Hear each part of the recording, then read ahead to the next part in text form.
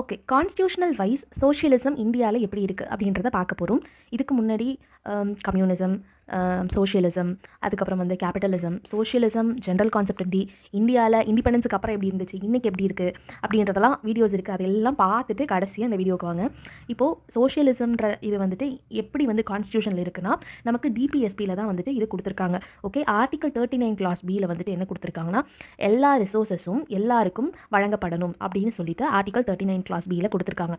Article 39 class சியில் வந்துட்டு ஒருத்தர்கிட்டயே சில கம்யூனிட்டிஸ் கிட்ட மட்டும் சில பேர்கிட்ட மட்டும் வெல்த் வந்து இருக்கிறத வந்து தடுக்கணும் அப்படின்னு சொல்லிட்டு ஆர்டிகல் 39 கிளாஸ் சியில் கொடுத்துருக்காங்க.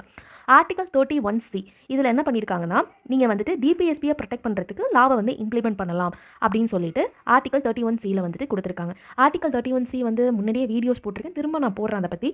ஆர்டிகல் 31C எப்படி வந்து இதை ஆட் பண்ணாங்க, எந்த அமெண்ட்மெண்ட்டில் ஆட் பண்ணாங்க, என்னென்ன பிரச்சனை நடந்ததுன்னு.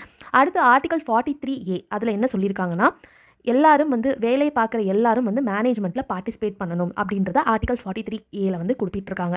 இப்போது இந்த ப்ரொவிஷன்ஸ் இருக்குல்ல, இந்த ஆர்டிகல்ஸ் வந்துட்டு எக்கனாமிக் ஜஸ்டிஸை வந்து நமக்கு காமிக்குது, நமக்கு பிரதிபலிக்குது. ஒரு ஸ்டேட்டோட ஓனர்ஷிப் வந்துட்டு இங்கே பிரதிபலிக்கப்படலை. எல்லாரும் வந்துட்டு பங்கேற்கணும், எல்லாருக்கும் எல்லாம் கிடைக்கணும் அப்படின்ற கான்செப்ட் தான் வந்துட்டு இந்த இடத்துல நமக்கு தெரிய வருது. ஓகே. நெக்ஸ்ட் வந்து கடைசி சோஷியலிசம் வந்து எப்படி வந்து பயன்படுத்தப்படுது அப்படின்றத நெக்ஸ்ட் வீடியோவில் பார்ப்போம். தேங்க்யூ.